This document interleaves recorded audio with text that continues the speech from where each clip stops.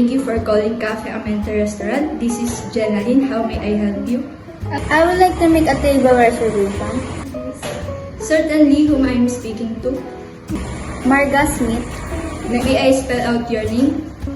Mike Alpha Romeo Golf Alpha Sugar Mike India Tango Hotel. Did I get your name correct, ma'am? Yes. May I know your contact details? 090635388805. Thank you, ma'am. Miss Smith, should I make your reservation under your name? Yes, please. When do you want your reservation, ma'am? Today. For how many people, ma'am? 42. What time do you want your reservation?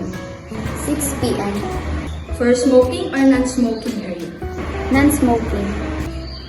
May I repeat your table reservation? Yes, please.